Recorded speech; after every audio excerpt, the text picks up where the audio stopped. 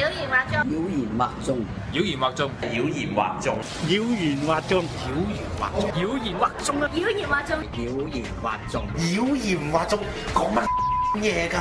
佢喺14歲嗰陣時咧就見過呢個聖母。太陽光咧只係而家嘅70%嘅啫，係啲骨冇晒，連啲肉都冇得，係會令到有啲動物係反抗。正幾條粉漿喺度妖言惑眾，成個都愚昧嘅地球人。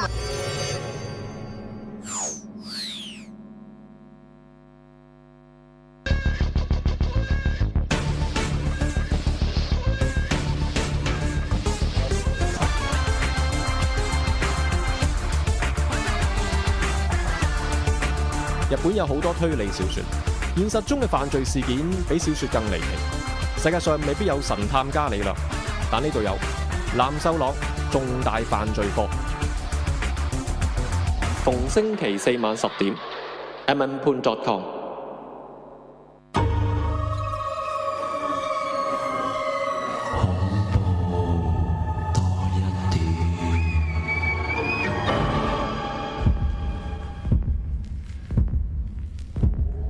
下個星期咧就踏入咗農曆嘅7月份啊，即係話咧鬼門關又將會大開啦。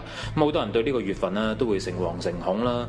咁有宗教信仰嘅人應該咧都覺得有一種力量可以保護自己啦。咁如果冇特別宗教信仰，有啲咩方法可以好簡單咁辟下邪呢？傳統落嚟咧都講到啦，話玉咧係一種有辟邪作用嘅一種飾物嚟嘅。咁點解呢？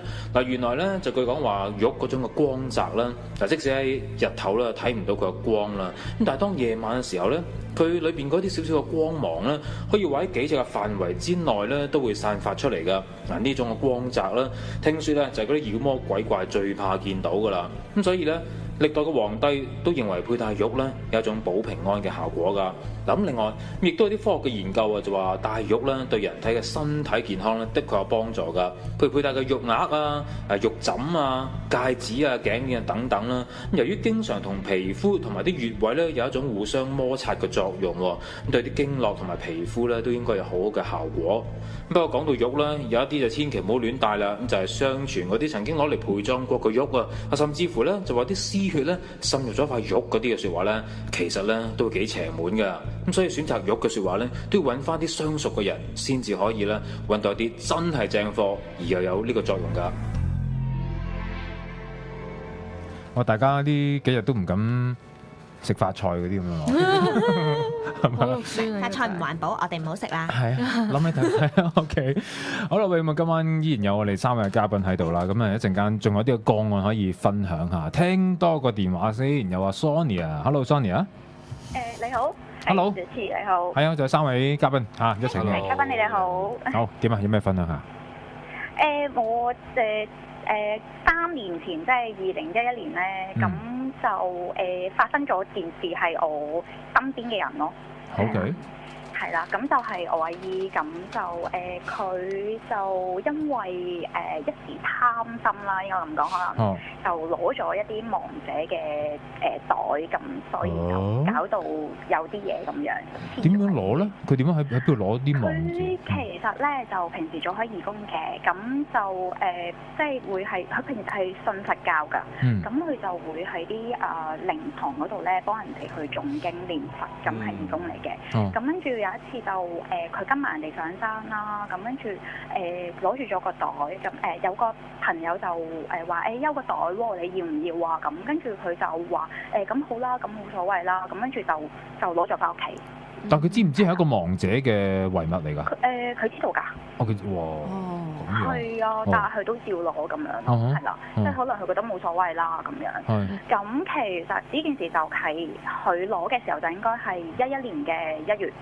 咁但係到3月份嘅時候咧，咁我媽咪就收到我姨丈電話啦，就話我阿姨即係心情唔係太好啊，比較即係亂諗嘢啦。因為其實我哋都知佢本身係可能即係睇得太多佛經啊，咁所以就覺得佢可能睇得太多，所以就亂諗嘢咯，就比較負面咗咯。咁後期咧就我姨丈話，因為佢夜晚黑係唔敢去，即係夜晚黑係坐咗喺度冇瞓覺，咁就坐咗喺張床度眼光光，跟住我姨丈就起身見到佢咁，跟住就叫佢啦，咁佢又冇反應望住佢，直到天光都係咁樣咯。咁就所以我姨丈就已經成個禮拜啦，咁就打俾我媽咪就話喂唔得喎，我真係瞓唔到喎，完全咁你哋幫我照顧下佢啦咁樣，咁就變咗去咗我屋企。咁嚟到我屋企嘅時候，咁我哋見到佢其實個人係冇乜，即係正常嘅，只係諗嘢係負面咗咯。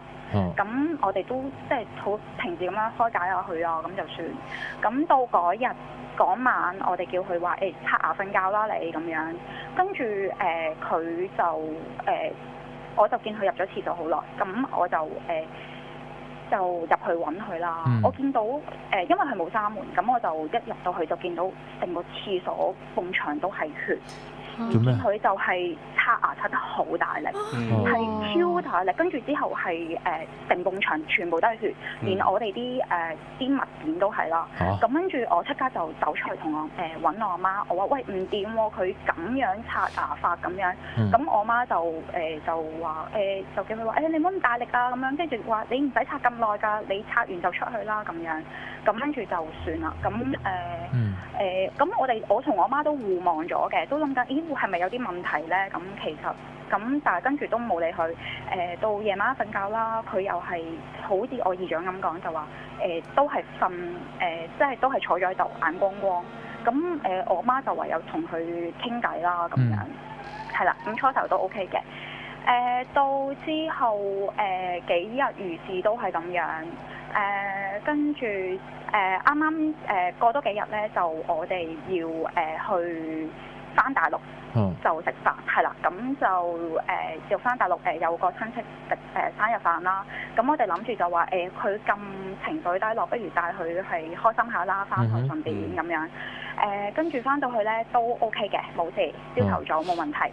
到夜晚黑咧，咁我就返到酒店嘅時候，因為間酒店我本身都住開㗎，咁都冇問題，好乾淨嘅。但係嗰日就見到有個黑影喺個門口度行咗入廁所，我唔知係我眼花定點啦。咁嗰陣時我冇講出嚟嘅，就咁跟住就算啦。咁因為嗰陣時我哋三個瞓，我媽同我姨，我同我三個一齊瞓嘅嗰晚。咁跟住嗰日都冇事嘅，夜晚黑，咁佢都係照樣坐咗喺度，咁我哋都冇理佢咯，我都係照瞓。咁到第二日我哋要翻香港㗎，咁佢就我哋去茶樓飲完茶，諗住就坐翻車翻深圳，跟住轉翻香港啦。咁到食下嘢食到咁上下嘅時候咧，我阿姨就同我講話我要去廁所啊咁樣。咁因為廁所係向左手邊嘅，咁但係我哋有個親戚就見到佢轉咗去右手邊，因為右手邊係出門口㗎。咁我媽見到咁嘅情況咧，我即刻就追出去啦。咁我阿姨跟住我係咁叫佢，我話阿姨咁樣，跟住佢咧係完全冇理過我㗎。咁跟住嗰一刻個反應，我就覺得應該即係我比較睇得多嗰啲書啦，咁所以我就覺得咦係咪應該要叫全名咧咁？跟住我就嗌咗佢個全名，佢就停咗喺度，跟住就冇繼續行，就望一望我。跟住之後佢就話你唔好理我啦咁樣，跟住就走咗去繼續行，跟住我就追佢啦。佢就跟住我係咁捉住咗佢，跟住我話你做咩事啊咁樣，跟住佢話我離唔開呢一度地方㗎啦，我翻唔到去香港㗎啦咁樣。咁佢話你俾我喺度啦咁樣，跟住我話咁你去邊啫？咁跟住就講擾攘咗一輪啦。咁我就捉住佢，咁但係我係唔夠佢力嘅，因為佢本身係細粒過我㗎，但係我唔知點解嗰一刻佢係好大力過我好多係。跟住咁啱咧，就我阿媽同我爸就見到我咁耐都唔翻，佢就出嚟揾我哋啦。咁我就講咗少少，即係盡快講啲情況俾你知，話佢好大力啊點樣成，跟住我阿爸嗰啲捉住佢都唔夠力。咁最後要我哋3個人去咯。咁我見我阿爸又係用用隻手指公去撳佢人中啊嗰啲咁樣咯。係啦，咁但係跟住就我哋3個就捉翻入去咯。係啦，但係佢就有停到，即係有冷靜到咁樣嘅。係啦，跟住又好似正常翻少少咁樣咯。咁最後佢點樣㗎？最後我哋其實我哋呢度跟住開始，我哋就即刻坐車翻深圳啦，買飛翻深圳。去到深圳我哋因為2個半鐘頭車程，所以我哋要去食飯。咁所以咧，我哋就去咗深圳羅湖口岸嗰邊有間茶樓啦，飲茶咁食飯。跟住嗰陣時食完飯咧，因為我啱啱我伯父咧就跟住我哋翻香港，咁佢咧就識睇少少掌相嗰啲嘢嘅。咁佢就問我話你俾隻手我睇啦咁樣。咁睇完佢2隻手之後咧，跟住佢就話你唔好咁執着啦咁樣。佢話跟住我初頭我哋嗱 Sonia 不如簡單少少好冇？我好想知道結果大約係點情況，係啦，簡單啲。佢就變咗樣咯。變咗樣。總之係成件事係鬼上身嘅係嘛？應該你類似咯，我唔知係咪喎。咁佢而家點樣㗎？佢其實第2年佢都係咁樣嘅，係比第2年都有咁樣。即係冇解決到呢件事。有第1年咧，佢係揾咗個師傅幫手。咁個師傅有冇話佢因為盜咗人哋嘅遺物而嗰個靈體影響緊佢嗰啲咁樣啊？有冇 exactly 講出嚟？有嘅。我因為成個過程咧，佢做法事嗰個過程咧，我哋係全程喺度嘅，睇住佢好似講數咁樣。係啦。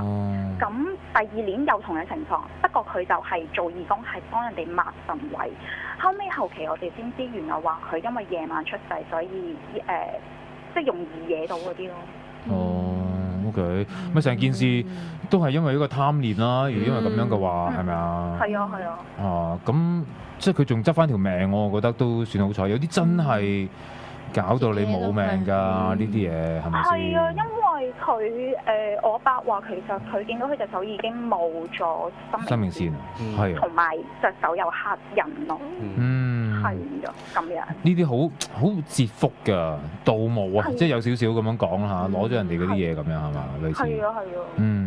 好，喂，多謝電話先。多謝晒。好。OK，唔該晒。拜拜。好，拜拜。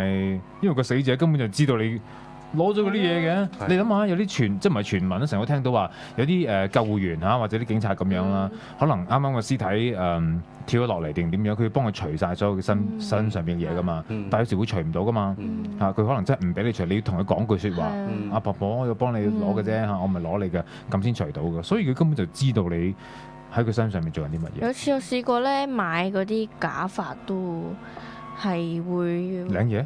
即係唔好咯，因為你唔知啲假髮邊度嚟㗎嘛。嗰陣時係屋企成日都好似好怪咁，即係大家即係唔舒服咁。咁我媽有陣時會睇下啲師傅咁樣㗎嘛。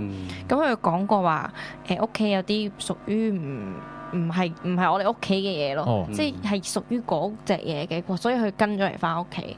但係佢又唔即係話佢唔會傷害到我哋，但係佢即係最好你俾翻佢啦。就我媽就抌鬼咗我個假髮咯。但係你點知係個假髮？係咯，即係可能師傅有大概形容，即係佢因為我屋企不嬲都冇乜特別嘅，咁啊即係你知我知我最近係真係買咗個假髮，係後尾抌咗就冇事。係因為好多假髮而家用真人嘅頭髮做㗎嘛，係所以我點都唔戴假髮咯。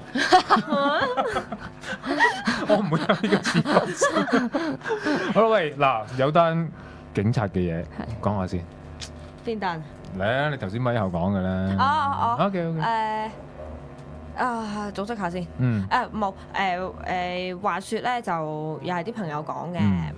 佢哋返工嘅地方啦，唔係頭先嗰個度嚟嘅，另外一度嚟嘅。係另一間局咁樣啊。咁咧就話就有一個認人嘅手續要進行，咁所以佢哋就要準備啦。咁就一男一女嘅警員就去準備啦。咁我唔記得係咩職級啦。anyways， 總之一男一女。咁兩個咧就準備去嗰間認人房嗰度。準備咯。一打開個門，見到入面有個人喺個牆角嗰度踎低咗，跟住佢兩個一齊對望，閂門走。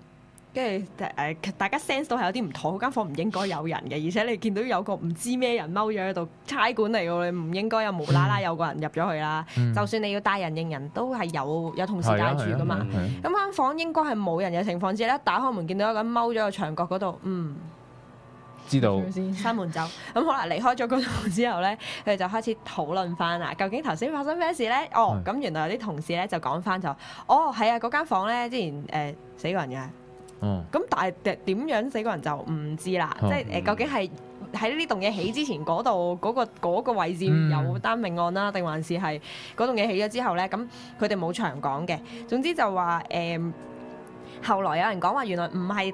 你哋唔係第一個見到㗎啦，總之咧就好多人見過啦，咁咯。一路長踎㗎，即係咁樣嘅。但係咁佢我唔知佢長踎嘅意思係你哋唔喺度嘅時候佢就踎喺度啊，定還是你哋喺度嘅時候佢都踎喺度，我唔知。係。咁總之就一打開門見到一個唔應該喺度嘅人出現。咁亦都繼續咁講啦。你話差館好有王氣。你諗下，佢一路都喺度嘅，係咪先？咁可能都劈唔走佢喎。係啦，即係可能又會係咁樣啦。係咪？喂，講案件有啲即係可能係啲冤案啊，或者成日都係即係搞唔掂啊，揾唔到有啲資料啊去破案，咁即係呢啲好多地方都會有啦。咁啊 Jeff 頭先你話喺外國咧，佢哋係會揾一啲靈媒。靈媒啊！講英文係講英文。psychic 咁啊，靈媒啊，靈媒咁去揾佢哋幫手嘅，即係應該係啲警察自己私底下揾佢哋啦，即係唔係話人哋即係上邊叫你咁樣做。咁一般嚟講，佢哋會知道呢件事係點樣發生嘅。呢啲人真係幫到佢手，可能真係揾翻嗰個受害人啊咁樣出嚟講翻呢件事。但係可惜，佢哋通常呢種做法咧，所得到嘅資料係唔可以做庭上面嘅證供嘅。係咁我就聽過係有呢啲。有嘅，香港都有。香港都有。即係當然你唔係可以明目張膽咁樣喂阿上司我走去揾個靈媒咁啊交個 report 俾你，梗唔可以。但係佢哋係真係都會去揾呢啲人。而咁你得到啲信息，你咪走去嗰度再希望可以或者攞下啲線索啊，希望咁樣情況啦。所以呢個都會有嘅，啲鬼線人嗰啲都係。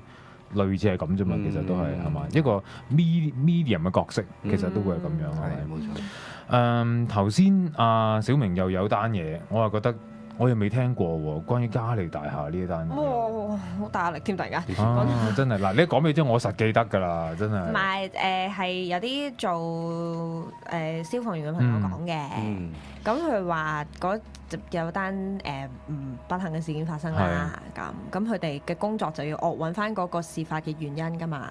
咁好啦，我真係聽翻嚟，我唔知係咪真㗎，好緊張突然間，好有壓力喎呢單嘢，好有壓力啊！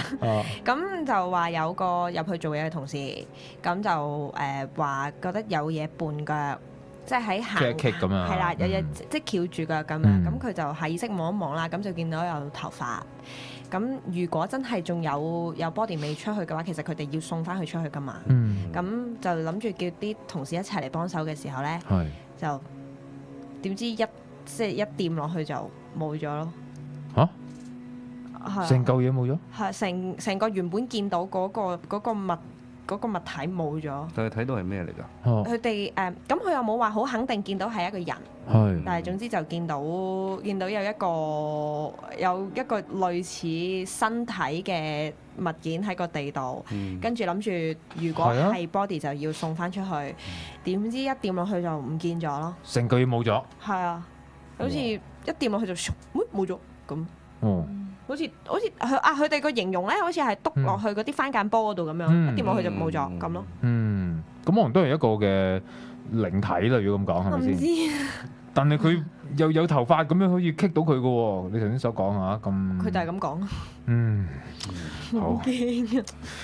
呢啲咁嘅情節咧，可能喺電影裏邊就啱啦。我哋儲住，希望我下一部戲攞嚟用到啊。咁但係講到電影咧，呢位朋友佢真係喺電影界度做嘅，常都上嚟分享下啲個案㗎。喂，點啊？電影租？係啊，點啊？喂，點啊？我都好驚啊！我本來早兩晚想打嚟。驚咩你？唔係馬後炮啊！唔係馬後炮㗎。點？當澎湖架機炒落去之前嗰日咧，我哋阿侯導演喺台灣。邊個侯？拍《悲情城市》嗰個啊，而家60幾歲嗰個，台灣4個好出名嘅導演啊！死啊！係咩？嗱，我數4個名俾你聽啦，4個名唔同㗎，唔同姓㗎，記住。楊德昌、侯孝賢，跟住就係啦，你知侯孝賢得啦。咁就即係我哋諗住睇景嘅澎湖，我哋拍金門炮戰。咁前一日，即係嗰架機未撞之前一日諗住喂 book 定機票，咁啊一定唔搭華航噶啦，我哋，因為華航係比較多事故啦嚇。咁啊長榮啊冇位喎。咁跟住咧就侯導演就話喂，不如諗下即係坐架平啲嘅啦嚇，即係唔好話電子嗰啲機啦，即係螺旋槳嗰啲啦，舊啲。咁啊不過佢又要買啲嘢先，咁啊前一日要打俾我哋話買啲嘢，你哋喺酒店等聽日喺機場見啦咁。好啦，咁跟住買完嘢咁啊瞓覺啦佢。咁佢瞓醒之後咧同我哋講喂，聽日我都係改啦機票。點解啊？咁同好多人喺度嘅，另外仲有幾個演員，阿柳乜澤都喺度嘅 ，OK？ 柳成澤。係啊，唔好開晒啊！咪估下啫，俾佢估下啫，咁啱。好大鑊㗎啦，OK。咁啊喺度即係都喺度咁啊，喂，我唔去啦。佢話點解？阿楊導咧報夢俾我話，喂，唔好搭呢班，搭下一班啦咁。喂，楊導係邊個？阿楊呢個就唔怕講啦，楊德昌死咗㗎啦，早1-2年前。咁啊同佢好 friend，因為佢幾個都係台灣嘅新浪潮嚟㗎嘛。咁啊話喂報夢喂唔好搭喎，千祈唔好搭喎，唔好搭喎，咁啊跟住咪唔搭，咪改機咯。又會真係咁樣信嘅嚇？係啊，因為阿楊導咧生前咧就好即係所謂好迷信，狗都走去拜嘅。台灣人拜狗嘅，有廟係拜狗噶嘛。佢喺外國讀書翻嚟噶嘛。佢哋嗰紮新浪，香港紮新浪潮都係外國讀書翻嚟噶嘛。但係嗰幾個，其餘嗰幾個唔信阿楊導係特別信呢樣嘢㗎。因為阿楊導咧以前台灣嘅電影圈咧都個個都知嘅，你有機會問下啲台灣藝人啦，老一輩嗰啲。阿楊導去親呢度拍戲咧，嗰度梗有事嘅。咁啫？即係發生命案啊，或者死過人啊，或者唔知點解啊，即係前後是但會發生命案埋一齊㗎。係啊，即係可能之前斬人咧，當年佢拍一套戲，拍緊戲之前嗰條街就係俾嗰個陳俊興。打劫，跟住俾啲差人追佢。陳俊興即係綁架白小燕嗰個逃犯，咪一路走咁成嘅。走咗去見屋就強姦女人，跟住見金鋪就打劫，咁最嬲尾係投降噶嘛。咁啱啱楊德昌前一日就喺嗰度拍戲嘅。係啦，咁好巧㗎，阿楊導嗰啲。哇！咁即係嗰個夢就救翻成班 crew 啊？係啊，可以咁講啦。咁就喂唔好嗱，唔係馬後炮㗎，呢個係跟住你問到嗰期嗰啲人，你問翻阿楊導，佢好多嘢㗎，拍戲咧，突然間話啲鏡頭嗰陣時行菲林咧，佢話啲菲林唔順喎，喂硬係拍幾個鏡頭拍唔到，咁唔好拍啦，聽日成班去廟度拜完先拍啦咁，咁啊一定要去喎，揸個都唔拍喎，之後揸個人唔去都唔開工嘅喎。喂，咁啊電影租啊？係，即係話今晚呢個電話。係真係，如果唔係嘅説話，就咩嘅咯喎？係㗎。因為你都會上機嘅喎。係㗎。真係。因為我哋拍金門炮戰咧，一定要喺嗰區拍嘅。嗰陣時國共咪互射嘅，金門澎湖係咁互射㗎嘛。一定要揾翻嗰啲位嚟拍㗎嘛。哇！咁你有冇即刻去還神定去拜神咧？成組人員咁樣。冇喎。又冇？都冇買到機票，後尾。唔係，咁你爭啲有機會買㗎嘛？件事係冇買到冇事㗎啦，當。咁樣。唔係，同埋俾錢嗰個係楊生啊嘛，侯生啊嘛，侯生啊嘛。咁佢話改咪玩多日咯。喂，不過呢單嘢都好慘啊，真啦，真係，唉。我成日覺得我初以為馬航有一單咧，我就以為馬航嗰個政治陰謀嚟，咁但係原來其他航空都係咁，咁咪唔係政治陰謀啦。唔係，咁呢個好明顯唔係啦，呢個就牽涉係啲天氣或者係人為啊嘛，佢咁講。你話如果又有一單馬航咁啊，一定係政治陰謀啦。係咯。哇！呢啲反而可能仲驚過一個鬼故啊。係啊，因為當年泛美都係咁樣，一年撞10幾20次機咁樣，後來賠保險賠到人哋破產啊嘛。係咯。好啦，即係福大命大啊 ！OK， 好啦，喂，多謝電話先，拜拜 ，Thank you，拜拜。喂，講緊搭飛機，你哋即係驚唔驚或者而家呢一排咁樣？少少，係咪有啲陰影啊？係，因為多數你一次發生咗，你都話唔會有第二次㗎啦，冇嘢，但係有第二次，即係仲要有第三次嗰下，真係好心噏啊！有啲恐懼，因為好多人都話其實啲飛機到某一個期間就開始舊。咁可能一單其實都係嗰期嗰啲飛機就開始啲機件有問題咁樣。咁我驚嘅就上到飛機嚇，講真，整定係你就係你。係啊，有時呢啲就冇得避咁樣。同埋有時呢啲咁嘅意外咧，即係嗰輪發生嗰系列咧，就經常出現嘅喎。冇錯。就正如我哋見到譬如話嗰啲跳樓嗰啲㗎啦，又係嘅喎。嗰排咧，哇嗰度跳開，哇成日都喺嗰度跳嘅咁樣。磁場唔係咁好。係㗎，所以尤其是譬如嚟緊好快去農曆7月嗰啲啦，又係成日嗰度有意外就有意外發生嘅咁樣嚇。咁可能嗰啲係咪叫咩揾替身啊？攞命啊！嗰啲咁嘅情況啊，喂，講翻你哋有冇見過真係有靈體去揾替身而做出一啲咁樣嘅，譬如拱人出去嗰啲，你哋有冇直情 feel 過呢啲事？但係我婆婆佢係逢係呢啲節日都好驚咯，即係會擔心佢會入醫院啊咁樣。係啊，因為有一次試過去到醫院咧，又係呢啲時候咧，就好突然間好嚴重啦。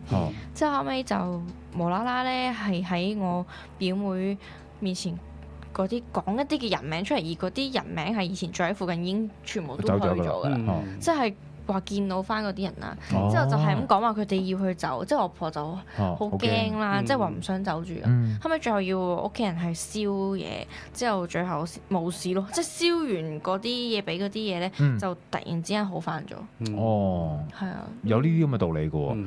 我都講過話，如果你有時發現喺張病床啦，因為呢啲醫護人員講翻嘅，有時見到就係有啲錢擺咗喺度咧，其實就係希望俾一啲靈界朋友過路錢，你唔好帶佢走住啦，唔好帶佢走住。咁所以有啲人會擺啲錢喺張病床度嘅。你而家呢個情況差唔多啦，淨燒俾佢。喂，你唔好拉錯人啊，唔該，或者我俾住啲過路費你先啦嚇，咁樣唔好帶佢哋走。咁可能係有機會過到一劫一關都未定嘅喎嚇。同埋亦都見到話好多親人翻嚟接走嗰啲都係喎呢啲嘢。咁所以呢個時節啊，大家就盡量小心啲，去睇長腿叔叔啦，盡量睇多啲啦，合家歡嘅嘢，係咪？市場影響，因為長腿叔叔可以睇到 Edmond 大唱歌喉，係啊，唱歌，你哋全部都唱歌㗎啦，我冇份喎，我係一個下人嚟，龍咁樣長腿叔叔嘅每一個角色都重要啊！我哋呢部劇。可唔可以咁講先？可以，梗係啦。喂，好啦，嗱，時間差唔多啦，咁啊，最後咧都希望大家即係買飛入場啦。喂，仲有一件重要嘅事，阿 Jeff 要講講。我哋有啲好嘢送俾啲觀眾。咁係長腿叔叔呢個劇咧，我哋就有個禮物，就一個鎖匙扣。係啦。係啦。誒，出咗嚟啦！出咗嚟啦！咁啊，呢個鎖匙扣咧就係我哋。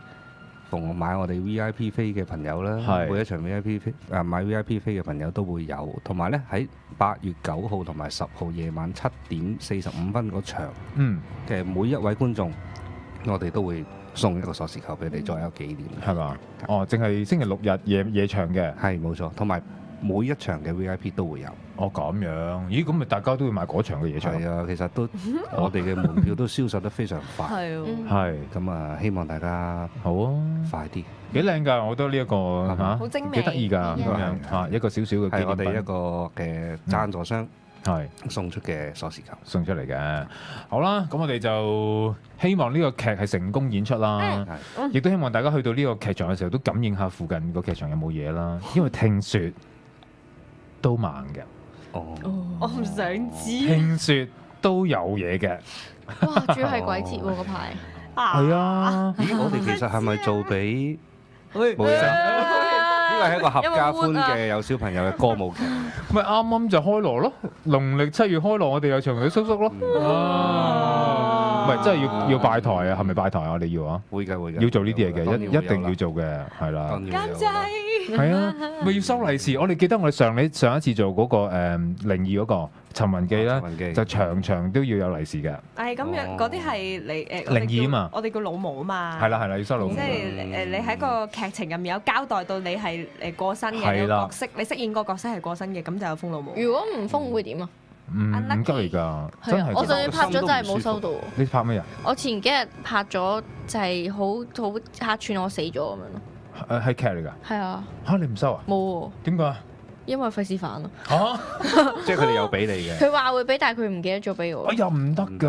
係咩？咁點算？我咪應該而家即刻。為求心安理得。係啊。無論你信唔信教都好。唔係真係嘅，真係。等我問佢攞翻先。我又唔覺得有咩唔及理會㗎。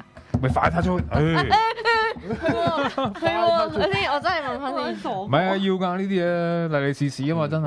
係啊，快啲搞搞佢。唔好咁嘅眼神望住我。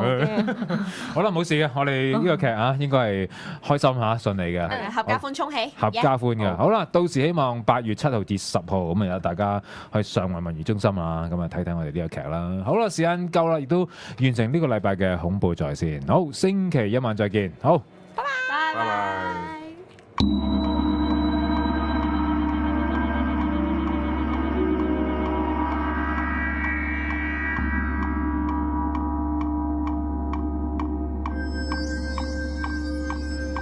不同嘅空間，卻因為機緣嘅巧合而生關係。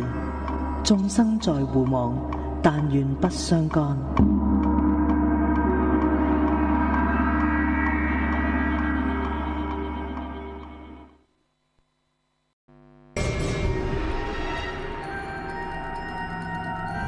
人有人講，鬼有鬼聽，依然係每晚人鬼共融嘅時候。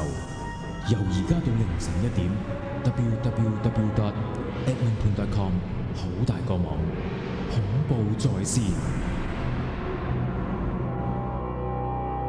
好嚟啦，咁啊星期五晚上嘅節目啦，咁睇到今晚黑咧，我哋嘅 backdrop 上邊咧就突然間出現咗恐怖在線 crossover 長腿叔叔啊，咁所以都知今晚嘅嘉賓咧都係同我哋嚟緊呢個舞台劇長腿叔叔係有關係嘅。呢排我哋真係朝夕相對啊，簡直係。好啦，可以揭開幾位嘅面具啦，嚟啦。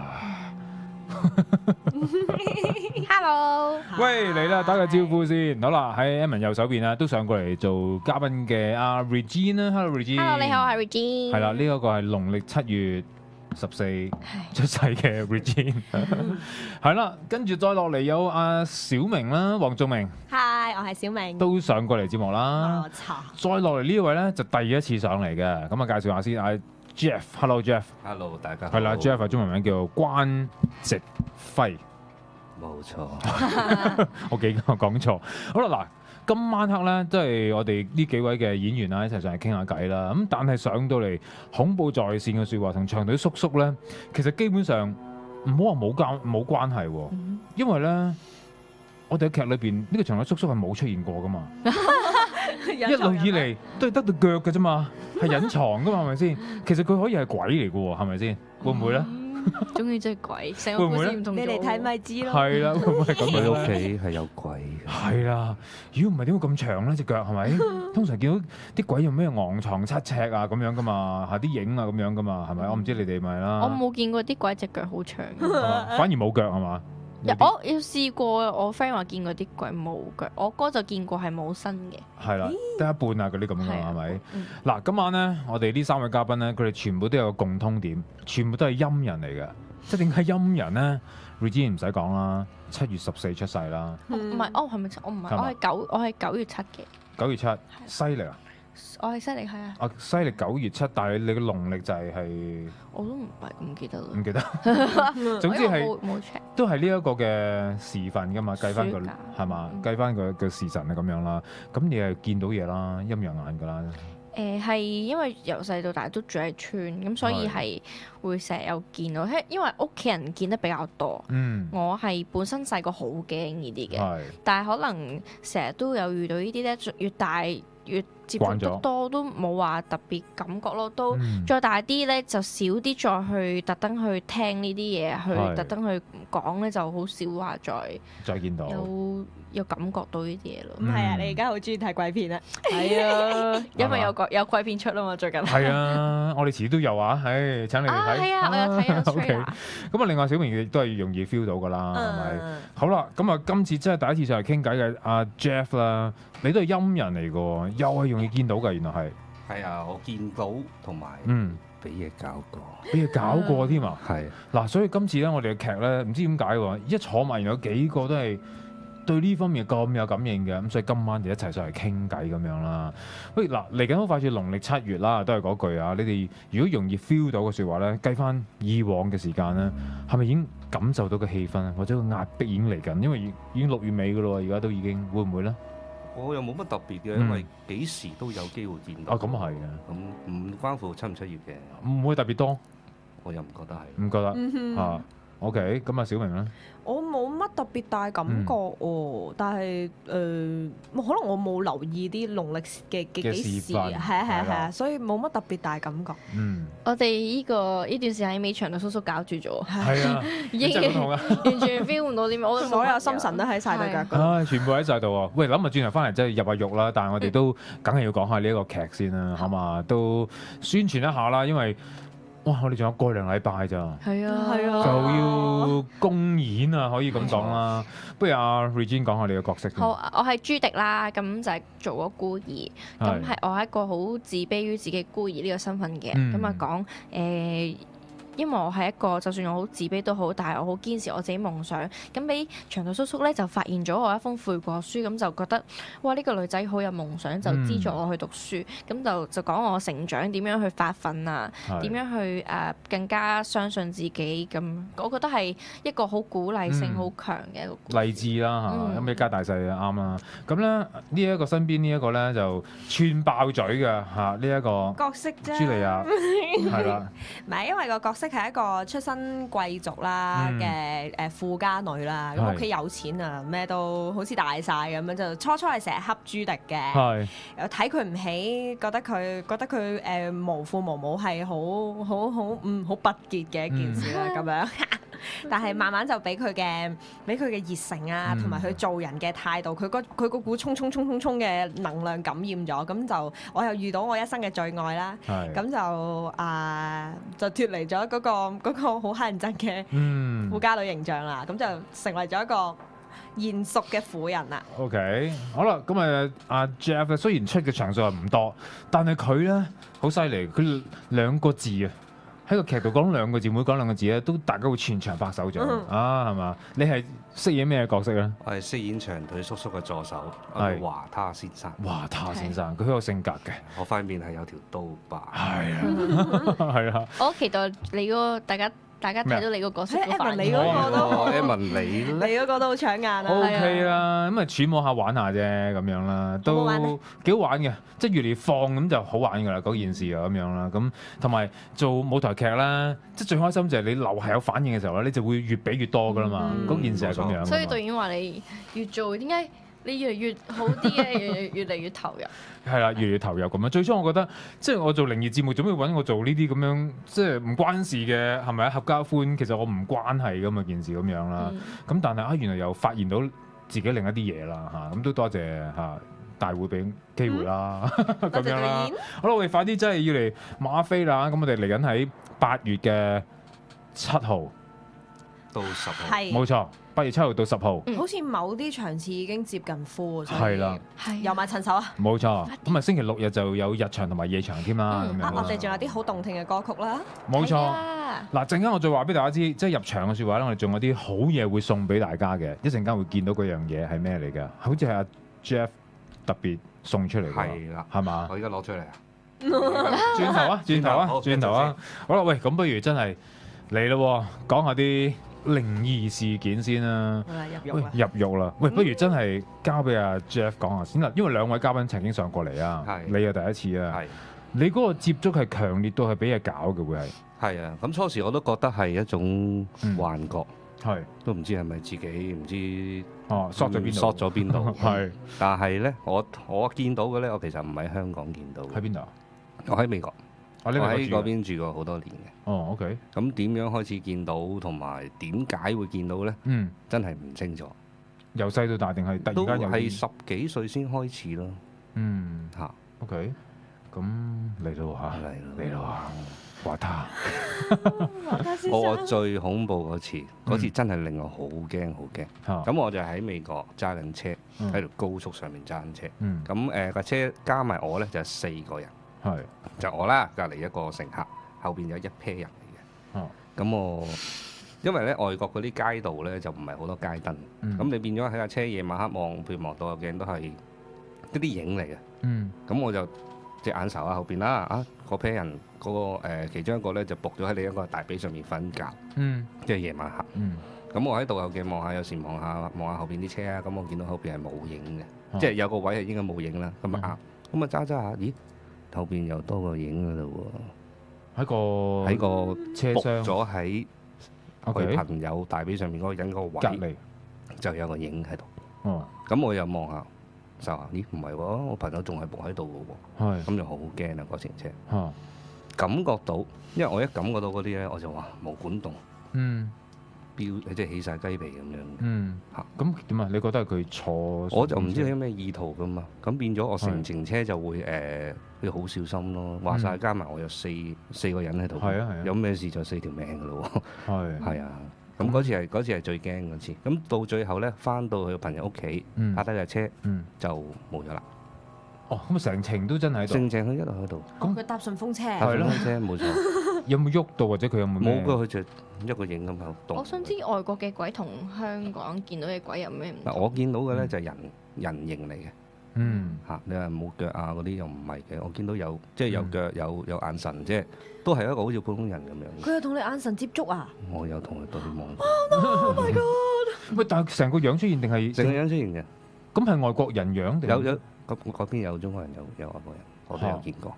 咁嗰次係啦，嗰次就唔知，因為係一個黑影嚟噶嘛。係啊，所以我亦都唔會特登去望啦。話晒我都仲揸緊車，我唔知佢想，我都唔知佢想點。因為話他嗰次有講過話，嗰啲嘢係會 sense 到你見到佢。係啊，即係我覺得佢哋係會知道我哋望住咯。但係你哋會唔會感覺都係一樣咧？主要你見到嘅時候，你都會知佢都望翻嚟㗎，係咪？會㗎。係嘛？即係有時係你唔知道究竟面前嗰一個係人啊，定係靈體嚟㗎嘛？有一刻你會去嗰個係咩嚟嘅咧？and then 你見到佢回望你嘅眼神咧，你就會知道佢奇怪點解你會見到我？係啦。咁你就知道佢唔係其他人會見到嘅嗰一種啦。但係都唔一定係恐怖嘅感覺嚟嘅，可以係好似一個陌生人咁樣經過咁樣咯。但係你就 feel 到佢唔係同你喺同一個空間嘅應該。即係都有一啲唔係咁實在感覺，佢冇理由100% 實在㗎嘛嗰樣嘢。即係如果你同一個100% 實在嘅人嘅話，你就會知道嗰個人嚟嘅喎咁樣。但係唔係啊嘛，即係你同佢對望，跟住佢好似個眼中少咗啲嘢咁樣嘅佢。咁咯。Regine 都係呢啲咁嘅感覺都係。我見到好似真係人咁樣咯，冇分別咯。即係我會見到係每次一見到都係以為係人先嘅，之後行近少少會覺得有啲好奇怪嘅，即係有時見過佢咁樣行落樓梯啦。咁我嗰時冇戴 con，咁我400度近視，總之見到一嚿白色嘅影行緊落嚟，咁冇懷疑㗎嘛。咁就係行下點解會唔見咗嘅？咁我就會以為佢行咗去垃圾房。咁到我再行近啲咧，我先隻眼睇清楚，其實個垃圾房個門係閂咗嘅，即係冇可能係穿入去咁。係啊，咁我就就走咗咁樣咯。屋企附近即係樓下啫嘛，就咁。因為其實我樓下咧就不嬲都話好慢嘅嗰度，我媽成日都叫我，個個都叫我唔好行嗰個隧道，因為好多人都話見到，我屋企人都有見過嘅。邊度嚟㗎？東涌咯，東涌警局嗰邊嗰個隧道。但係我又冇理，成日都有照行咁樣。點解會猛咧？有咩傳聞？冇喎。知唔知啊？唔知咩傳聞，但係總之就不同嘅人都話喺度見過，啲同學話試過喺屋企望落去嘅時候見到有啲即係好企咗喺度，突然之間又唔見咗，類似咁樣嘅咯。東涌警局個位。係啊。做乜咁樣笑啊？阿華他。得閒齋嗰度睇下先。喂嗱，阿華他係曾經試過，所以俾靈界搞嘅意思係點樣搞法？我相信我嗰時曾經住嗰間屋咧，裏邊係所謂唔乾淨啦。係啊。咁我係佢敲門又聽過，佢熬醒我又試過。咁所謂俾鬼責都試過。係。咁後尾俾鬼責就會解釋係一啲科學啲嘅嘢，就係根本冇呢啲嘢啦。瞓覺可能係個腦醒咗，但係個身體未醒。係啦，嗰啲咁啫。咁又唔係話好肯定，不過會覺得係好唔舒服咯喺間房裏邊。即係熬醒我，咪突然間敲門啦。因為我嗰陣時養狗嘅，咁我嘅狗就會成日眼定定望住一個方向。咁佢又唔吠唔醒，咁我所以又唔係好肯定咯。咁你試過係最真實或者驚嚇嘅情況，除咗嗰次啦嚇，喺頭先啱啱所講嘅，仲遇過啲乜嘢咧？有一單嘢咧，就到我依家都未解開個謎團嘅。我哋一齊試下解嚇，分析下一齊嚟。咁就話就係我幾歲嘅時候，咁就去咗我哋所謂叫嘅大酒店啦，即係殯儀館啦。咁佢應該都係一般傍晚時分嚟嘅。咁到我走嗰一刻咧，咁因為通常所謂大酒店底下就有啲大禮堂噶嘛。咁啊見到一個大禮堂閂咗門，咁啊閂門有啲白簾遮咗嘅，但係嗰啲白簾你可以有隱約睇到裏邊發生緊嘅嘢。咁我就見到一 pair 人，一個新娘子着住婚紗，加一個新郎着住好似特斯圖嗰啲衫咁樣。西式嘅，西式，佢哋喺靈堂中間跳緊舞。真㗎，呢個就唔係到今時今日，我問過好多人都冇人解答到，即係包括嗰啲所謂睇相啊，嗰啲人都佢話冇㗎喎。咁我又好肯定，我係親眼見嘅，唔係話發緊夢或者點樣。但係嗰個靈堂係冇人用㗎喎，係咪啊？其實你話閂咗門，閂咗門我就真係唔知有冇人用。即係因為佢個白簾睇到個位咧，就係靈堂中間嘅啫嘛。即係兩邊有冇人咧，我又冇肯定。不過係聽到有音樂嘅，有埋音樂嘅。咁啊中式西式我亦都唔係好記得咯。哇！咁到今時今日冇人解答到。或者你睇下你哋幫唔幫到手？呢樣真嘅。但係照計就唔會有個咁樣嘅儀式㗎，係冇可能㗎嘛，即係冇可能㗎喎。你冥婚亦都唔會揾個人着埋婚紗㗎嘛。係啊，即係冥婚一定係一個生一個死㗎，或者兩個死㗎嘛。有隻雞咁樣，即係嗰啲咁樣嗰類嘢喺度咯。咁唔會應該唔係冥婚，兩個生勾勾。冇錯。咁我又所以懷疑緊，究竟因為嗰陣時其實已經接觸到。幾歲大？幾歲大？冇錯。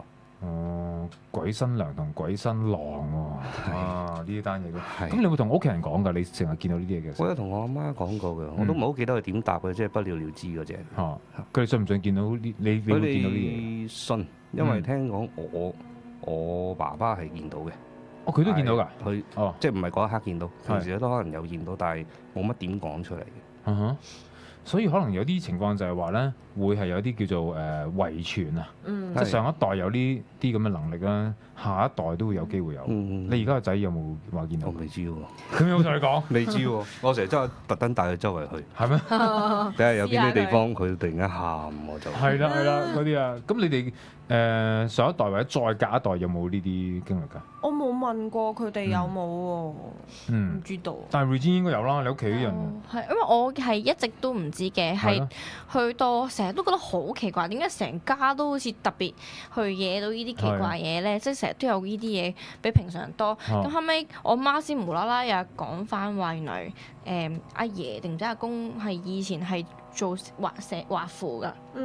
即係法師嚟嘅都係。係啦，就係有做呢啲。咁我話咁點解你唔早啲講？即係咁就已經解開晒點解我應該近我媽嗰邊係易啲，我爸就冇嘅。係。即係我媽我哥就女家嗰邊。係啊，女家嗰邊多。係啦，咁可能就承襲咗佢嗰種嘅，即係點講啊？DNA 咁落咗嚟喎，可能會特別易嗰啲嘢多嗰啲咯。係啦，聽講你阿哥係仲勁嘅喎，係咪？係啊，我哥係。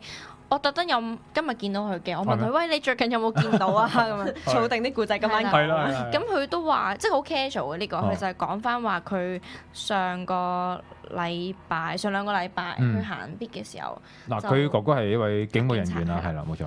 咁就行過地方咧，咁佢哋就要 check 嗰啲車有冇人啊，即係。喺度照田雞，係啦，係佢有照田雞咁啊照啦，咁照得好清楚冇嘅，行過晒。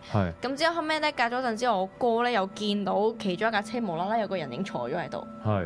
之後就即刻問佢同事：喂，有冇見到啊？我同事又冇見到喎。之後我哥話：過唔過去 check check？之後佢同事就話：都係冇啦，7月14都係唔好亂咁搞。即係佢哋就會算啦咁，因為知道 check 得好清楚係冇噶嘛。嗰度邊度嚟㗎？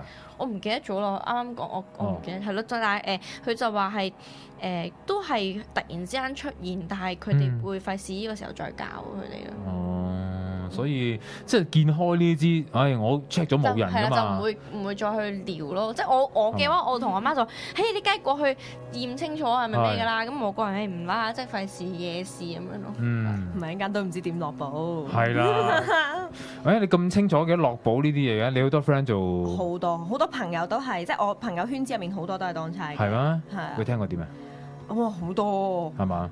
佢哋有啲咧就真係好似歷史遺留落嚟嘅故事咁樣，一代傳一代咁樣傳到唔覺意傳咗去我耳邊啦。有啲係佢哋近呢幾年嘅，即係真係見到咁樣。跟住咁有啲就係譬如喺即係啲朋友講翻啦，就喺譬如喺警局入面。咁咧。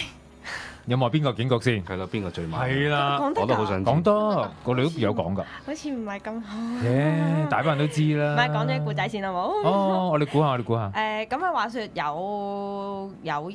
我有個朋友講俾我聽咧，就係有間警局，咁咧以前佢哋仲係英國殖民地嘅時代嘅時候咧，咁嗰啲我唔知中文係咩，嗰啲 officer rank or above 咧，佢哋會有喺個警局入面有一層係淨係 officer rank or above 先至可以去嘅，即係可能唔知幾多條柴先至可以上到嗰啲係啦，咁樣高級啲先上到去可以坐下休息下嘅地方。咁就話有一晚咧，咁返夜尾啦，咁個 Sir 就留喺差館啦，and then 咧就見到 pass by 嗰間房嘅時候，就見到有一個唔應該喺嗰個地方出現嘅人，因為佢未去到嗰個 rank 啊嘛，咁佢唔應該喺嗰度出現嘅。咁但係佢出現咗喎，咁嗰個外籍嘅警官嚟嘅，咁佢就 stop 佢啦，就問佢：Who are you？ 咁樣啦，咁冇理佢喎，咁就擦肩而過經過咗啦。咁阿 Sir 就覺得你唔 respect 我喎，咁佢就好嬲啦，諗住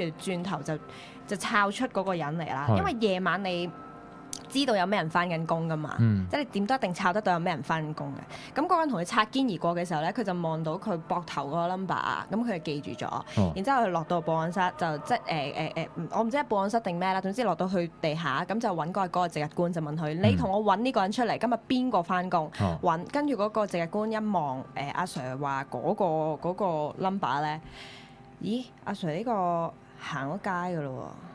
行街意思係死咗嘅。跟住咁阿 Sir 就講晒粗口咁樣，你講咩咧？講乜嘢？你而家係咪即係話俾我聽？我撞鬼？我好肯定我見到嗰個人，我唔係發緊夢咁樣啦。跟住阿 Sir 就同佢講：係啊，你見到嗰個應該係咁樣身形㗎嘛，係咪？跟住阿 Sir 就係啊。佢冇講，我唔係好記得係幾耐之前喺嗰度北咗咯。係啊。係啊，跟住吞槍㗎佢自己。係啊，跟住嗰個外籍阿 Sir 咧就諗一諗，頭先我同佢擦肩而過嘅時候咧，喺頂帽嘅呢一度，我好似真係見到有紅色嘅液體嘅喎。咁堅？跟住阿 Sir 仲爆，阿 Sir 咁嗰個年代未有電腦㗎嘛，因為係好耐之前嘅事嚟㗎啦，呢一單嘢。但係傳到落嚟而家都仲喺嗰間差館有人講緊，就話當時個阿 Sir 咧就同佢講落簿。以前冇電腦噶嘛，唔係打字噶嘛，佢寫簿啦，寫落本簿度 goes 翻咁樣啦，係啊 and then 之後即係真係再有其他人係睇翻嗰本簿，真係見到邊年邊月邊日有一行寫住 goes 翻咯。咁呢一件事咧係我啲朋友講俾我聽嘅，佢話講俾佢聽嗰個人咧係而家已經好高級嘅警務人員啦，佢都見過嗰本簿係真係咁樣寫咯。有冇話大約係咩年份呢？呢件事唔知啊，我就係知道嗱，你話電腦咁其實都出現咗幾廿年㗎啦，不過佢有冇應用咁解啫，係嘛？咁我又冇問佢係因為咩原因而要寫簿啦。總之嗰個年代係寫簿咯，都會寫簿嘅，即係可能佢都有啲電腦嘅範疇，不過唔係落簿用咯。咁我唔知啊。咁猛？咁其實 check 到啦，即係如果係邊間局有機會即係發生過警員自己吞槍事件嘅，我諗唔會太多啫，係咪先？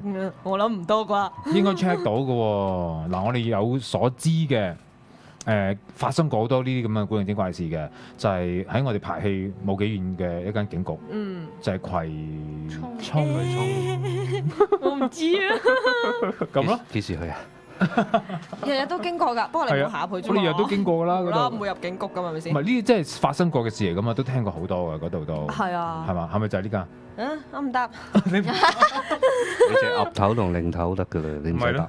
我冇逼佢啦。好，我哋講下嘅有冇 ？OK， 你冇逼我啊！你咁快俾人鬧啊！講起警察，我有第二單，我聽聞嚟嘅。好啊。喺香港係唔係喺美國三藩市？係嗱，我就唔好肯定啊。如果我講錯咗就唔好意思啊。應該係80年代發生。咁個發生地點就係金門橋嗰個公園。咁通常嗰啲公園咧就有車可以經過。係啊。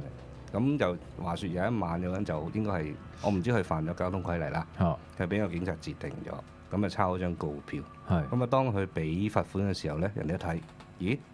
呢個警察過身嘅。係我知，你都聽過。我知，我淨知道啦。結果咧，嗰個公園有條例，係你如果俾警察去想截停嘅時候咧，你係可以唔使理佢，出咗個公園先停低。係，因為咧嗰個告票啊，直情有人攞埋出嚟話係真唔係呢個年代嘅告票嚟㗎。你知唔知啊？唔係呢個年代。係啊，係咪80年代？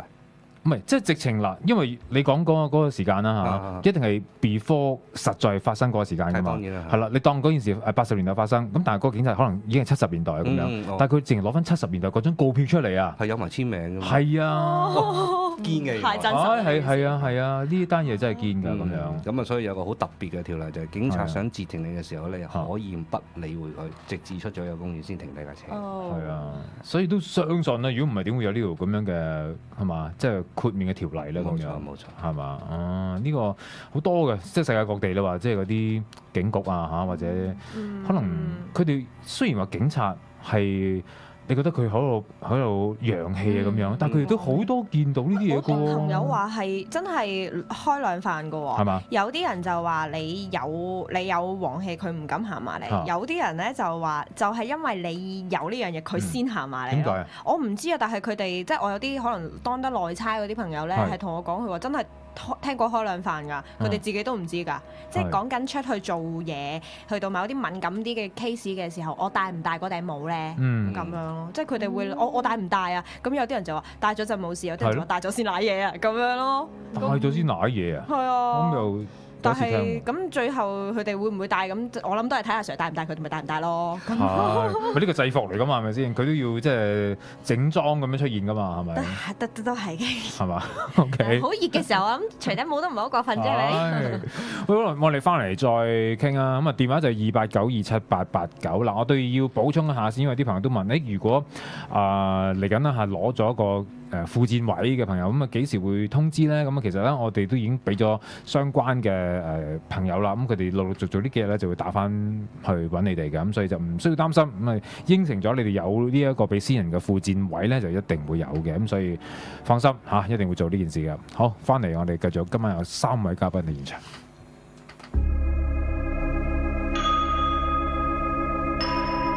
潘兆聰，恐怖在線。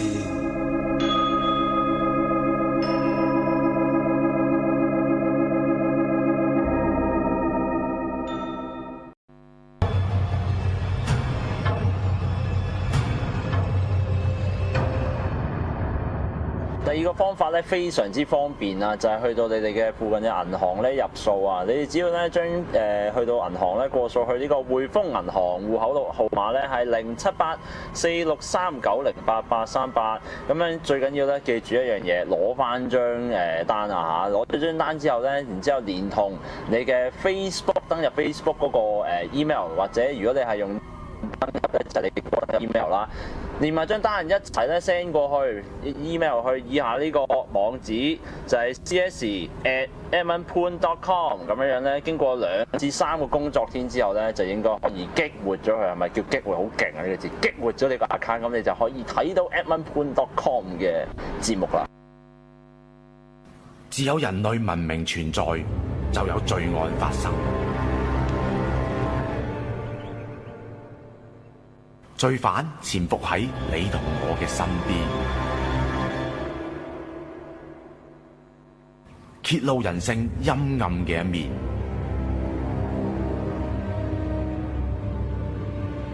帶你深入罪案現場。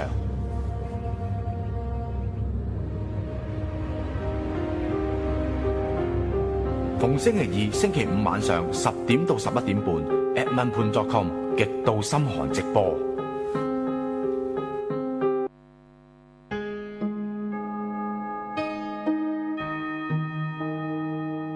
甲午年7月初8，盂蘭勝會，天德古廟超度英靈法會，設壇附薦，拜祭祖先，安撫各界幽靈，協助需要超度英靈嘅男女，名額有限，先到先得。查詢95819019，戚發成師傅。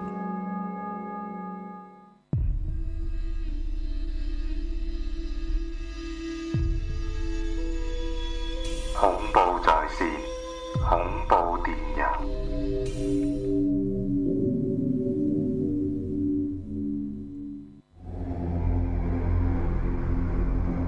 Emily 你好，我叫做 Doris 啊。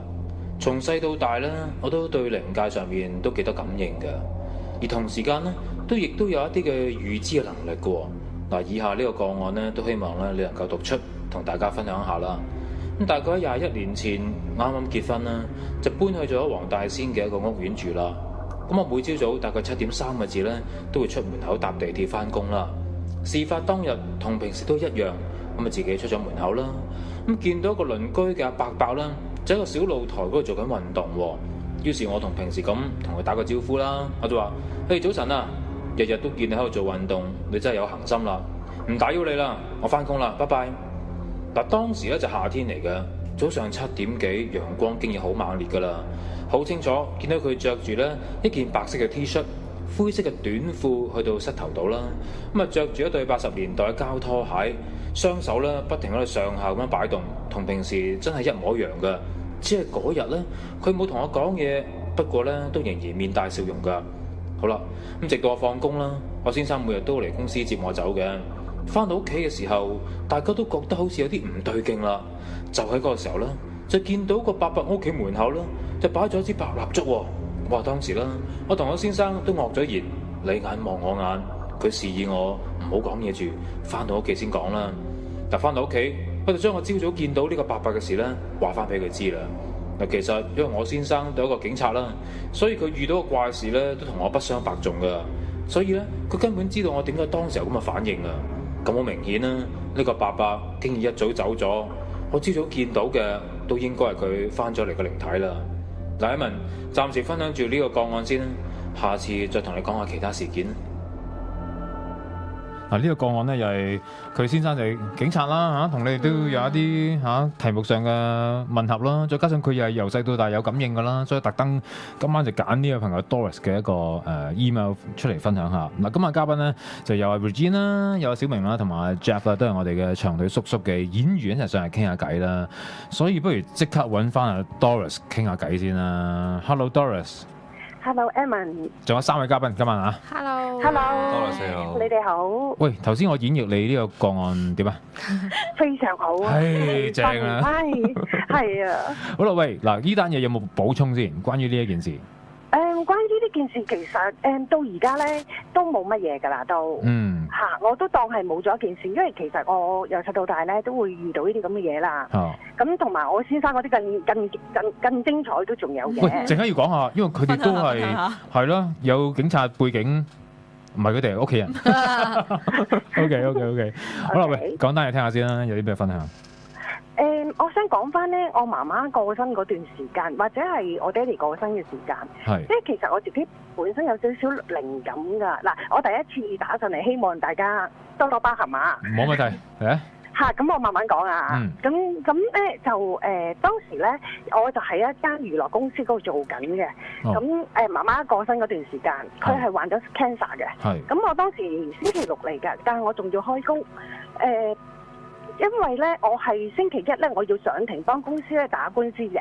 咁但係咧，我做到一半，我自己有個感覺，咦，有幅畫灑咗出嚟，好似係我媽咪要瞓入一個鐵箱咁樣。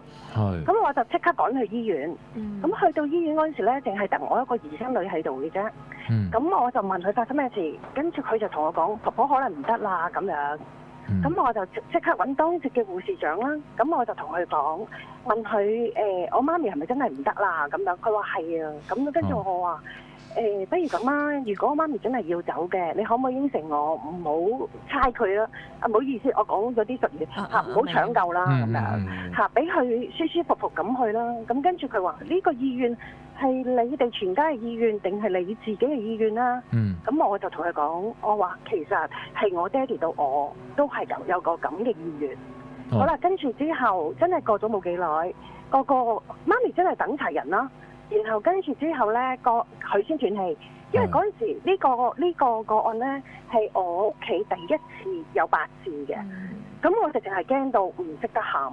咁跟住呢，我啲家姐呢，就側邊哥哥啊，佢哋喺側邊念經啦。咁佢呢，就見我冇眼淚啊。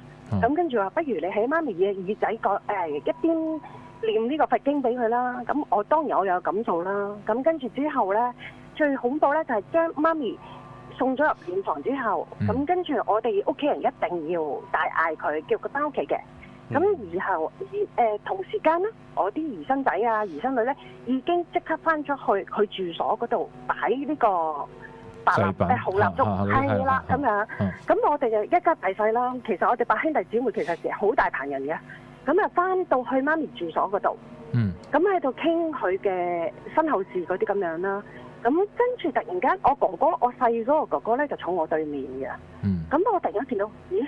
點解係面青青、白晒嘅塊面咁樣？咁跟住咧，我就向佢望住嗰個方向嗰度望喎。咁咧，原來咧，媽咪咧就係喺佢自己間房嗰度咧行緊出嚟㗎。係好實在㗎。OK。係啊，我哋全家都睇到 ，even 就算我爹哋都睇到。咁係着咩衫啊？嗰啲或者咩情況嘅咧？當時嘅衣着。佢當時嘅衣着咧，係着翻佢平時咧好中意，即係我諗七八十年代嘅衫啦。佢平時最中意着嗰啲衫嚟㗎。係啦，咁佢就念念有詞嘅喎。點樣念念有詞咧？因為其實咧，佢住嗰間屋咧，佢係同我細哥哥住嘅。咁佢就話：咦，點解冇晒人嘅？即係我聽到佢講嘢㗎。佢話：阿心去咗邊啊？咁樣。咁跟住之後，即係我另外大哥哥咧就住10樓嘅。咁跟住咧，佢就話：咦，阿邊個去咗邊咧？點解我揾嚟揾去都揾唔到佢哋嘅？即係佢見唔到我哋啊。咁跟住 and then 佢就我哋睇住佢咧，佢唔係行㗎，佢真係唔行㗎，佢真係飄出嚟㗎。咁跟住我見到，我大家都見到佢係唔使開鐵閘，唔使開木門，就咁出咗去。哇！好震撼喎，咁大棚人係咯。見到喎。係啊，真係啊！跟住我哥直情震到咧，震個貓王。因為佢好怕呢啲嘢嘅。咁跟住咧，佢就即刻話：你哋如果媽咪回魂嗰晚，可唔可以翻嚟陪我啊？我驚我頂唔順啦，咁講。咁嗱，呢個係一個真係好實在嘅一個 case 啦。咁跟住輪到我爹哋係講緊係10年前左右走啦。咁我嗰日又係好奇怪，咁我等女女放學翻嚟之後咧，咁我第一時間即刻換晒所有衫，就即刻上去醫院嗰度睇。咁跟住，但係冇人通知過我。原來我上到醫院嗰度咧，我大哥哥咧。即係啱啱走咗嘅大哥哥啦，就企喺度狂打電話俾啲屋企人。咁但係咧，我就覺得唔對路啦，因為我又係霎咗啲畫面出嚟嘅。咁我話直衝入病房，跟住見到爹哋原來插晒喉。咁跟住之後咧，我就問醫生咩事，佢話老人家可能唔得啦今日。咁我同阿女咧，因為佢好最錫係我哋兩個嘅。咁我同阿女咧就喺佢耳仔一邊大聲爸爸，我哋嚟咗啦，咁樣，跟住佢好大力咁樣揼一揼個頭，然後跟住咧，我啲家姐哥哥咧又好大棚人啦，咁啊嚟衝晒嚟啦已經，咁跟住咧，但係當佢哋叫佢嗰陣時咧，佢係冇反應噶啦已經，直至到我睇到佢所有儀器全部停晒，全部停晒嗰陣時，咁跟住我就再等我一個姐夫喺大陸趕落嚟，睇下可唔可以睇到咯。即係見埋最後一面咁樣咯。咁跟住之後就我哋都係送咗爹哋入殮房，就各自分走啦。咁我哋就冇翻去爹哋屋企嗰度同佢傾身後事啦，咁樣咯。係啊。哇！即係都幾犀利喎！即刻翻咗嚟屋企喎，咁樣講你講，即係講媽媽嗰件事啊，都係啊，因為其實我都好懷疑點解咧，點解會咁快翻到嚟嘅咧？咁樣咯。因為你叫佢嘛，就係話係啊，因為我哋一家嘛，係咯，係啊，8個都叫晒佢咯。係，咁其實係好嘅，識翻咗嚟屋企都叫做係嘛。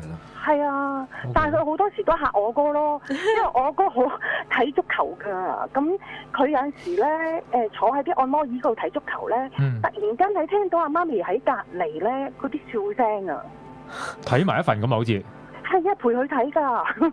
哇，係啊！係啊，咁跟住之後咧，我哋就警告哥哥，就話嗱，如果你知道媽咪翻咗嚟，你唔可以俾佢知啦。咁對佢亦都唔好，對你亦都唔好㗎。咁你試下當冇事發生啦。如果你真係頂唔順嘅，你快啲翻入房瞓啦。我同佢講咯，係啊。咁呢情況持續幾耐咧？即係可能係咪一段時間之後真係冇再感應到媽媽翻嚟咧？媽媽咧好坦白，因為媽媽嗰邊咧，佢都有翻嚟。其實我想知道咧，佢哋係咪過咗身之後，佢哋係乜地方都可以去到咧？中陰身就應該係嘅，即係所謂嘅7749日嘅中陰身就係嘅，因為未所謂任何嘅咩判去啊，或者咩審訊未噶嘛，仲係個中陰身。但係嗰個中陰身就要睇下佢係咪再要點樣輪啊？已經可能所謂塌住咗啊，定係點樣啦？以我所知咋，我咁樣講啫嚇，即係唔係話長時間都得嘅，基本上係啊。因為其實點解會咁問咧？原來媽咪咧有好多地方咧，佢係未去過㗎。不如我大家即係加州花園啦，我自己住嗰間屋咧，佢係未嚟過㗎。但係我女當時只係2歲，佢講嘅全部係講英文㗎。係因為俾姐姐湊住嘅。咁跟住咧，我住嗰個位咧就係西斜㗎。咁我奶奶瞓嗰間房咧，佢唔瞓就唔開燈噶。但係唔知點解咧，阿囡囡咧有一日咧就入咗去間房，就同空氣講嘢，講嘅嘢佢根本其實佢係唔識講廣東話㗎。咁佢係全部英文嚟嘅。咁跟住姐姐一見我放工翻嚟嗰日真係好好彩，唔知點解唔使加班。咁跟住姐姐就問我：咦？阿嫲，你間屋係咪有鬼㗎？咁樣，姐姐咁直接嘅，係咯，即係佢用英文問我啊，係啊，因為佢好驚啊嘛。咁我跟住我話唔係嘅，可能因為我媽媽啱啱過身啦，咁所以佢想翻嚟睇個孫啫。我咁同佢講，我話你唔使驚㗎。咁跟住咧，我用英文咧就同我女溝通。咁跟住咧，但係阿女答我嗰啲咧，講翻俾我聽，佢同婆婆傾過啲乜嘢咧？佢講答我嗰陣時係全部可以用廣東話講翻出嚟㗎。咁犀利？係啊，佢係婆婆啦，我會聽話㗎啦，我會乖㗎啦，咁樣咯。係啊。即係突然間會 tune 到台喎，咁犀利啊！係啊係啊。OK。所以我其實呢個個案咧，我其實到而家阿女企喺我隔離，我哋成日都喺度研究呢個個案。佢有冇講大話咁樣？咁講真，2歲嘅小朋友都唔會講大話啦。冇必要咁做啊！呢啲嘢。係啊係啊。喂，不如講埋少少警察方面嘅嘢啊，嚟啊！你老公先生有冇啲分享過？係啊。有好多㗎，我唔知你哋有冇聽過一個咧，女仔為咗好多年前㗎啦，為咗喺牛頭角幫個伯伯填回鄉證而去世㗎。幫個伯伯填回鄉證去世？點樣咧？點解咁奇怪咧？嗱，話説咧就有一個女學生，咁跟住咧佢好乖好人嘅，咁咧有個伯伯咧就曾經咧就周圍去揾啲呢啲咁嘅女學生啦，就氹佢哋包幾幫佢填回鄉證咁樣啦。咁跟住咁呢個女仔就好好，就跟咗阿伯伯翻去。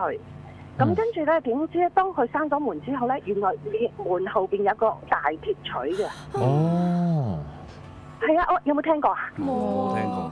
佢哋太年輕。係啊，我係太老啊，真係。咁咧，佢就有個大鐵錘喺後邊啦。咁佢一剝就剝咗個，即係剝死咗個女學生。咁跟住，其實佢唔係真係填回鄉證咯。係。咁嗰陣時，我唔知你哋知，我諗你哋3位嘉賓都知㗎啦。咩叫屍王？講多次。屍王。嗱，屍王即係話喺警察部裏邊有一個職位叫屍王嘅。係啦，叫屍王嘅，即係專係屍體。係啦，第一個到現場。係啦。係啦，咁咧其實發現呢件案件發現咧，就係因為個伯伯咧係解手咗呢個女仔。咁然後跟住咧，佢逐日將佢啲四肢咧就攞出去門口抌，直至到有一日。有一個執垃圾嘅婆婆，佢啱啱執垃圾嗰陣時，見到有隻手掌跌咗出嚟，佢好驚，咁佢就去報警啦。咁跟住警方嗰度啦，咁我先生第一時間就要到現場，同埋個 partner。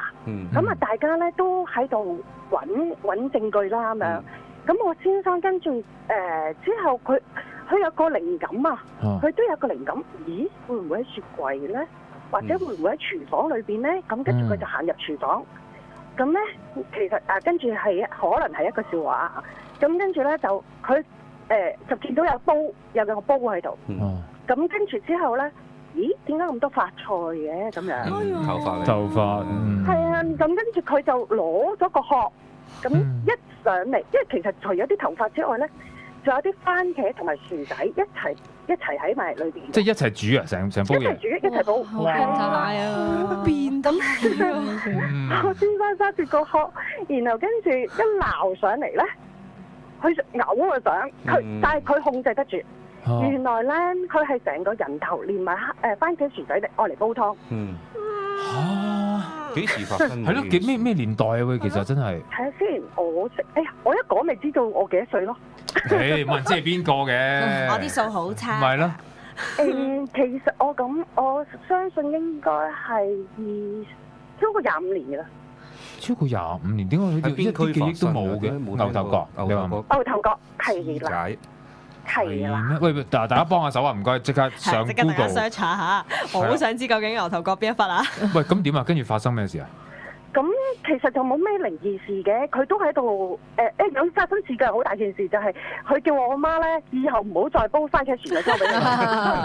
諗起都想嘔。係啊，諗起都想嘔啊，咁樣咯。咁其實其他都仲有好多其他嘅個案，譬如有啲明星咧，佢哋自殺咧，咁佢哋要第一時間去現場啊，咁樣佢都會睇到㗎。嚇會，因為佢要錄口供啊嘛。係啊。咁佢會有好多料自己講咗啦，同埋林過雲啦、雨夜屠夫啦，都係佢上去搜證啊，咁啊知道好多內幕嘅嘢咯，俾我哋知道。咁犀利啊！喂，你個老公而家退咗休未㗎？佢退咗休啦。喂，退咗休上嚟爆啦！唔好逼人啦，得唔得？喂，上嚟爆料得唔得啊？但係我驚我講錯嘢喎。唔係，叫你老公自己上嚟啊！佢唔肯㗎。嚇？佢唔肯㗎。係咩？點解啊？佢話過咗去嘅嘢咧，唔好記喺心度啦。第一啦，第二，當事人佢而家都受緊刑罰㗎啦，咁樣嚇。咁如果再三提嘅話，好似對先人又唔係好好咁樣咯。哦，都唔係嘅，講翻真相出嚟啊嘛，係咪先？即係其實佢講咗俾我聽，我講翻俾你聽都一樣嘅。都得。咁你多啲打電話上嚟啊！係啦，喂，你講緊獅王咧，我不妨我要除咗今晚宣傳長腿叔叔之外咧，咁我要宣傳我另一樣嘢啦，就係部戲啦，恐怖在線咁啊，9月就4號會上映啦。咁啊，其中有張兆輝嘅角色啦，真係一個獅王。係啊，佢就係佢就係飾演一個獅王，就去調查呢啲咁嘅案件。所以你頭先一講獅王，我就知其實係一個警隊裏邊一個咁嘅名啦，係真係有一個咁嘅 post 啊嘛，基本上係啊，係佢係點樣見鬼啊？點樣咧？咁所以大家再睇啦。但係 exactly 係有一個咁樣嘅角色喺裏邊咯。你放心，我實捧場嘅，即刻有人報咗料啦，11座17樓牛頭角上村。哦，拆咗啦。係咪啊？就係呢單啊？係啊，就係呢單啊。就係呢單。係啦。1989年喎，係嘛？89年。89年。都 match 你頭先講嗰個。20幾年啦。係20幾年。係啊。哦，OK。好慘啊。係啦。但係有冇話其實佢為乜要咁樣氹啲女學生咧？即係佢純粹想殺人嘅啫喎。係啊，同埋佢嗰間屋咧，得佢一個人住嘅啫喎，佢好似冇親人喺度㗎。咁佢係咪精神有問題？係咯，都係㗎啦。係咯。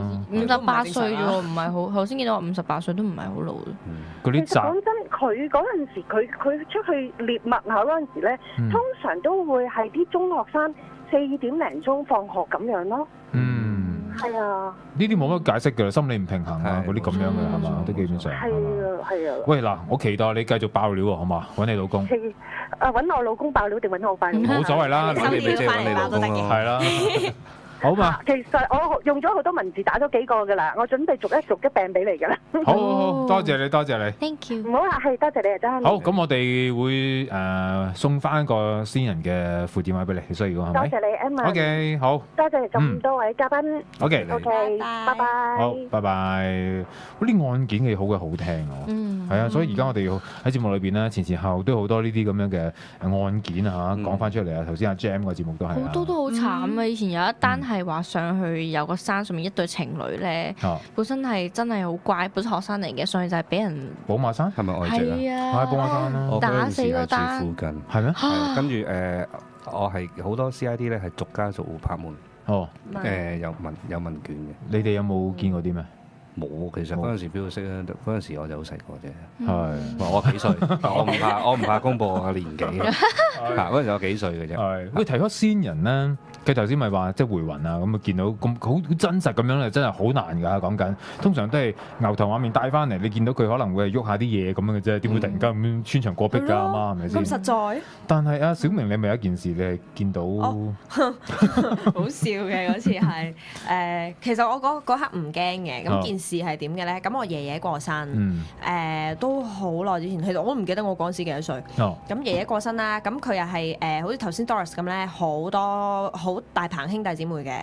咁我冇記錯，好似有9個啦。咁就喺世界各地咁就翻晒嚟，因為我爺爺係大仔嚟嘅，咁就世界各地翻晒嚟，咁啊送殯啦。咁我嗰陣時咧就唔知咩事，我就知道咁佢哋要即係好多嘢運嚟運去噶嘛，去靈堂嗰啲，咁我咪跟住架車去咯。咁當時咧就爹哋揸車，咁我就坐喺架車嘅後座啦，嗰啲貨 van 啊。咁我坐喺後座，爹哋就坐喺前座啦。我喺個後座嗰度咧，去翻我爺爺舊居嗰度。咁架車一 pass by 嘅時候，我喺個玻璃窗嗰度望出，我見到我爺喺出面咯。成個棟喺咗度，係啊，好實在一個人咁樣棟咗喺度，但係佢唔係望我呢個方向嘅，係好茫然咁樣望住一個方向，但係唔係望緊我呢邊啊！我就見到佢企咗喺嗰度，着住中山裝，咁即係佢其實同佢平時會着嘅衫差唔多。咁啦，我見到我就同我爹哋講啦，阿爺喺出面啊，跟住我老豆丙到我咧，亂講嘢衰女。係啊，因為佢揸緊車啦，咁我唔知，我真係好細個就嗰陣時望出去，阿爺啊，跟住佢哋咧就不斷同我講，嗰個唔係阿爺嚟嘅，嗰個你啲叔公嚟嘅，佢哋好似樣嘅，的確佢哋係好似樣嘅，但我好肯定我望出去嗰個係阿爺嚟嘅，跟住就。我就係咁樣見到咯。但係其實我哋都一啲唔出奇嘅，即係而家聽翻就係譬如話，當先人啱啱過身冇幾耐嗰個時間，佢根本就係睇翻你哋點樣幫佢做事啊，或者佢都未知自己死啦，有啲咁嘅情況發生啦，所以佢出現係一啲都唔出奇嘅，其實。同埋我會覺得佢生前都係人嚟嘅。係啊，佢生前我哋可能會攬住佢啊，或者點樣傾偈好近。咁反而如果佢過咗身，要驚佢。其實如果俾翻佢諗咧，即係如果佢係有思想嘅，都會好傷心。係啊。就唔表示我唔驚，都會可能驚，但係就咁樣諗深一層咧，你個心會舒服啲咯。嗱，翻嚟又繼續講下啲警局上邊嘅嘢啦，係嘛？有單嘢喎，又聽翻嚟喎，聽太多。OK， 好啦，我哋亦都繼續歡迎你嘅電話啊，28927889。今晚我哋有長腿叔叔嘅3位嘉賓一齊仲喺度到凌晨1點鐘。恐怖在線。28927889